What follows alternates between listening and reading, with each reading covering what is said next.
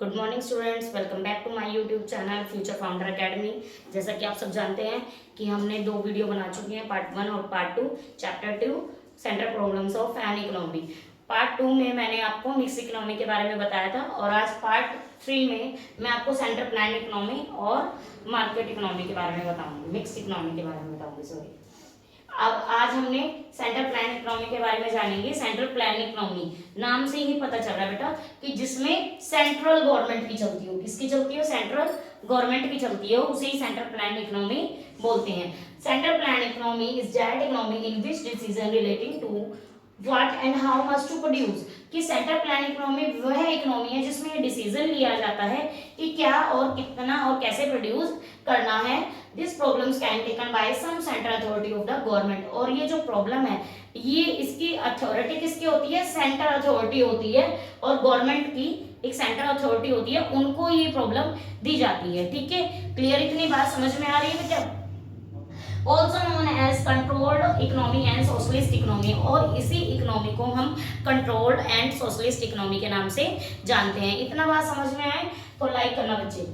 All decisions are taken with the aim of maximising social welfare. और जो ये central plan economy है बच्चे, ये क्या करती है? ये ऑल डिसीजन लेती है ताकि क्या मैक्सिमाइज कर सके। इसका एम ही क्या होता है? मैक्सिमाइज। क्या मैक्सिमाइज करना है? सोशल वेलफेयर को मैक्सिमाइज करने के लिए इसका एम होता है, उसी को बढ़ाने के लिए वर्क करती है। अब हमारी 3 सेंट्रल प्रॉब्लम्स थी, what to produce, how to produce, for whom to produce. पहली व्हाट टू प्रोड्यूस। देखो बेटा, मैं पहले बता देती हूँ, डिस्कस कर लेते हैं, देन उसके बाद आपको बोर्ड से भी बता दिया जाएगा। What to produce. Central plan economy में हम वही वस्तु का प्रोडक्शन करेंगे जिससे सोशल वेलफेयर हो, यानी कि जो हमें सस्ते से सस्ते रेट में प्राप्त हो। जो हमारा पुअर सेक्शन है, जो हमारा गरीबी रेखा के जो लोग रहते हैं, उन लोगों के लिए ऐसी चीजों का निर्माण करेंगे जो उनकी जिनके लिए वो पैसे दे सके, पैसे की पेमेंट कर सके। समझ में? Those goods are purchased with the government finds most useful for the society। देखो बेटा, एक सोसाइटी के यूजफुल की वही चीजें फाइंड आउट करती है गवर्नमेंट, जो कि गवर्नमेंट क्या करती है? वही चीजें फाइंड आउट करेगी जिनसे सोशल वेलफेयर हो और जो सोसाइटी के काम आए, जो सोसाइटी के यानी पूरे देश के काम आए, पूरे देश के लोगों के काम आए। समझ में आई है इतनी बात? सेकेंड प्रॉब्लम पे आते हैं, how to produce. How to produce यानी कैसे प्रोडक्शन करना है। अब कैसे प्रोडक्शन करना है, देखो बेटा, इससे पहले हमने मार्केट इकोनॉमी पढ़ी थी। मार्केट इकोनॉमी में जो हम डिसीजन लेते थे वो हमारा प्रॉफिट मैक्सिमाइजेशन करने का होता था। लेकिन अब जो ये सेंट्रल प्लान इकोनॉमी है, उसमें हम क्या करते थे? मार्केट इकोनॉमी के अंदर हम कैपिटल इंटेंसिव टेक्निक अपनाते थे, जिससे ज्यादा कैपिटल लगा के ज्यादा प्रोडक्शन हो और ज्यादा ही क्या हो? प्रॉफिट हो। लेकिन सेंट्रल प्लान इकोनॉमी में बिल्कुल उसके विपरीत है। समझ आई इतनी बात? कि हम कौन सी टेक्निक अपनाते हैं? Labour intensive. That technique of production will be adopted which is socially most useful labour intensive technique. यानी कि हम कौन सी टेक्निक अपनाते हैं सोशल वेलफेयर के लिए? Labour intensive technique of production is use so that unemployment is reduced. ताकि जो अनएम्प्लॉयमेंट है वो ज्यादा से ज्यादा क्या हो जाए? रिड्यूस हो जाए, कम हो जाए। बेरोजगारी की जो दर है वो कम हो जाए, लोगों को रोजगार मिले। इसीलिए हम कौन सी टेक्निक अपनाते हैं? Labour intensive technique. समझ में आए कि अभी मैंने क्या बताया था? व्हाट टू प्रोड्यूस में मैंने ये बताया आपको कि आप सोसाइटी के लिए वही चीजें प्रोड्यूस करेंगे जो सोसाइटी के वेलफेयर के लिए हो, सोसाइटी के काम आने वाली चीजें हो, कम सस्ते दामों पर मिलने वाली चीजें हो। ठीक है, फिर मैंने आपको बताया हाउ टू प्रोड्यूस में कि हम कौन सी टेक्निक अपनाएंगे? Labour intensive technique. इसमें कैपिटल इंटेंसिव टेक्निक कोई यूजफुल नहीं है, क्योंकि लेबर इंटेंसिव टेक्निक इसलिए अपनाएंगे क्योंकि इसमें सेंट्रल प्लान इकोनॉमी है ये बेटा। ये गवर्नमेंट सोसाइटी के लिए वर्क करेगी, और सोसाइटी के लिए वर्क कब होगा? जब हम ज्यादा से ज्यादा लोगों को रोजगार देंगे। क्लियर है इतनी बात?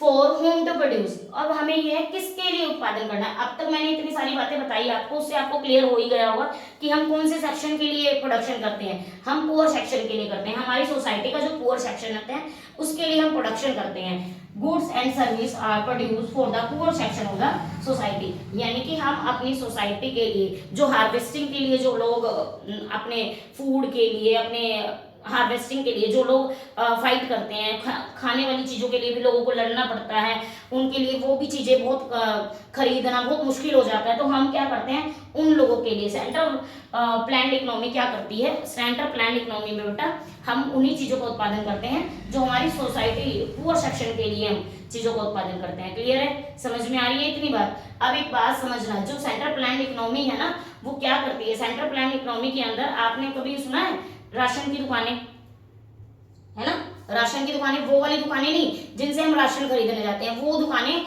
जिन पर हमारा एक कार्ड बना होता है और उस कार्ड के थ्रू हम क्या करते हैं चीजों को खरीदते हैं। यानी कि गेहूं, दाल, चावल या तेल हमें सस्ते दामों पर प्रोवाइड हो जाता है। मार्केट में तो हमें वो ज्यादा दाम पे मिलेगा, लेकिन वो जो कार्ड बनते हैं उन पे हमें सस्ते लो प्राइस पर मिल जाता है। तो वो भी सेंट्रल प्लान इकोनॉमी के अंदर ही आते हैं कि सेंट्रल प्लान इकोनॉमी में ही कार्ड वगैरह बनते हैं। अगर हमारी मार्केट इकोनॉमी हो तो उसमें हम ऐसे कार्ड क्यों बनाएंगे, सेंट्रल प्लान इकोनॉमी के अंदर ही हमारे कार्ड भी बनते हैं, ताकि भाई इसी अगर ये इकोनॉमी है तो हमारे कार्ड भी बनेंगे, ताकि हम उन पुअर सेक्शन लोगों को क्या करें, राशन कम से कम दाम पर प्रोवाइड करा सकें। जैसा कि अभी मैंने आपको बताया था सेंट्रल प्लान इकोनॉमी। अब मैं आपको बता रही हूँ मिक्स इकोनॉमी। मिक्स इकोनॉमी क्या होती है बेटा, मिक्स इकोनॉमी वो इकोनॉमी है जिसके अंदर आपकी सेंट्रल प्लान इकोनॉमी भी और मार्केट इकोनॉमी भी दोनों ही मर्ज करके एक तीसरी इकोनॉमी बनती है मिक्स इकोनॉमी, जिसके अंदर आपकी गवर्नमेंट के भी डिसीजन लिए जाते हैं और आपके मार्केट के द्वारा भी डिसीजन लिए जाते हैं। यानी कि डिमांड और सप्लाई का जो कॉम्बिनेशन होता है वो हमारे कुछ हद तक हमारी मार्केट भी डिसाइड करती है और कुछ हद तक हमारी गवर्नमेंट भी डिसाइड करती है। यानी कि कुछ ऐसे सेक्टर होते हैं जिनमें सिर्फ गवर्नमेंट के द्वारा ही डिसीजन लिया जाता है, लेकिन कुछ ऐसे सेक्टर भी होते हैं जिसमें मार्केट के द्वारा डिसीजन लिया जाता है। ठीक है, समझ में आई। Mix economy, mix economy is that economy in which decision regarding what to produce. यानी मिक्स इकोनॉमी वो इकोनॉमी है जिसके अंदर ये डिसीजन कि क्या प्रोड्यूस करना है and when to whom to produce और किसके लिए प्रोडक्शन करना है, are taken on the basis of market forces of demand and supply. वो किसके ऊपर बेस करता है, किसके ऊपर इफेक्ट सबसे ज्यादा मतलब किसके ऊपर डिपेंड करता है, वो डिपेंड करता है market force of demand and supply. जो मार्केट की जो फोर्स है उसमें डिमांड और सप्लाई हमारी कितनी है, किस हद तक कितनी डिमांड है और कितनी हमारी सप्लाई है, उसके ऊपर हमारी ये क्या डिसाइड करता है, what to produce and whom to produce as well as on the basis of social consideration. और हम ये भी देखते हैं कि हम जिन चीजों का उत्पादन कर रहे हैं क्या वो सोशल वेलफेयर के लिए जरूरी है या नहीं है, क्या उनसे उन चीजों को प्रोडक्शन करने से हमारा सोशल वेलफेयर होगा या नहीं होगा। अब इसको और अच्छे से समझ लेते हैं। Some decision are taken by the government. इसमें कुछ डिसीजन किसके द्वारा लिए जाते हैं बेटा, गवर्नमेंट के द्वारा लिए जाते हैं। अभी मैंने बताया ना आपको कि कुछ डिसीजन गवर्नमेंट के द्वारा लिए जाते हैं और कुछ, जैसे अगर हम मान ले जैसे हमारे देश में क्या हो जाता है, गवर्नमेंट हॉस्पिटल है, गवर्नमेंट स्कूल है, गवर्नमेंट कॉलेजेस है, तो वो सारे क्या है गवर्नमेंट सड़कें बनवाती है, रेलों को जो भी रेलों की मरम्मत होती है, रेल परिवहन सारा गवर्नमेंट के अंदर काम करता है। ठीक है, तो कुछ रेलवे की टिकट कितनी होगी वो कौन डिसाइड करता है, गवर्नमेंट डिसाइड करती है ना। तो कुछ डिसीजन कौन डिसाइड करती है, हमारी गवर्नमेंट डिसाइड करती है और कुछ डिसीजन मार्केट। आगे economic activities are by and large conducted through the market. यानी कि कुछ एक्टिविटी ऐसी होती हैं जो मार्केट के द्वारा डिसाइड की जाती हैं। कुछ एक्टिविटी कैसी होती है बेटा, बहुत सारी ऐसी एक्टिविटी होती है जो मार्केट के द्वारा डिसाइड की जाती है, कंडक्ट की जाती है। All decision are taken with the aim of both profit maximisation and social welfare. यानी कि हमारा एम क्या होता है, ये सारे डिसीजन जो हमारी मिक्स इकोनॉमी के अंदर ले जाते हैं वो हम ये डिसाइड करने के लिए लेते हैं कि हमारी प्रॉफिट भी अच्छे से ज्यादा हो और हमारा क्या हो, सोशल वेलफेयर हो। यानी कि दोनों के दोनों डिसीजन, हमारा एम ही क्या होता है कि हमारी जो हमारे पहले मार्केट इकोनॉमी में था, मार्केट इकोनॉमी में क्या था बेटा, हमारा मार्केट इकोनॉमी में मैंने बताया था आप कौन से डिसीजन लेते हो जिससे प्रॉफिट बढ़े, क्या बटे बेटा, प्रॉफिट बढ़े। फिर मैंने आपको सेंट्रल प्लान इकोनॉमी बताई, सेंट्रल प्लान इकोनॉमी में क्या था, जिससे हम क्या हो, सोशल वेलफेयर हो, क्या हो बेटा, सोशल वेलफेयर। लेकिन जब इन दोनों को ही हम मिक्स कर देते हैं, प्लस कर दिया इन दोनों को ही मैंने मिक्स कर दिया, प्रॉफिट एंड सोशल, तो ये क्या होगी, दोनों ही मिलकर क्या बनाती है, मिक्स इकोनॉमी की, जिसके अंदर हमारा प्रॉफिट भी होना चाहिए, हमारा सोशल वेलफेयर भी होना चाहिए। इसका सबसे बढ़िया एग्जांपल है हमारा इंडिया।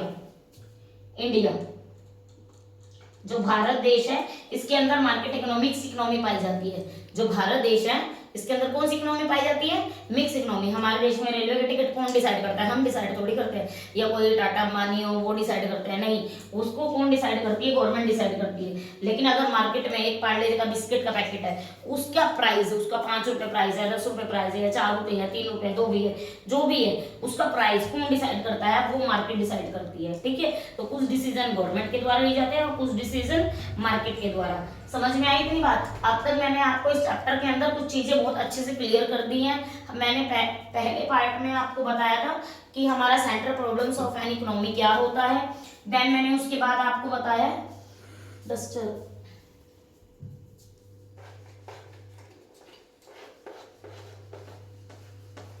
देखो बेटा, जब मैंने ये चैप्टर शुरू किया था पार्ट 1 में मैंने आपको बताया था central problems of an economy.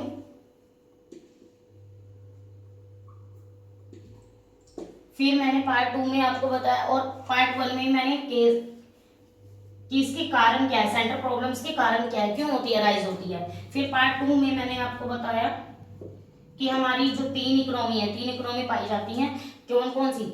Market economy,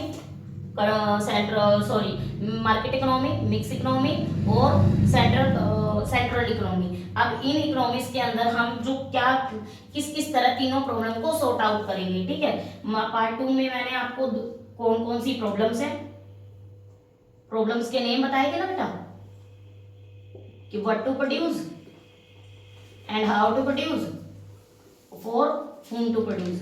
फिर तीनों मैंने आपको क्या बताई थी? तीनों इकोनॉमी बताई थी।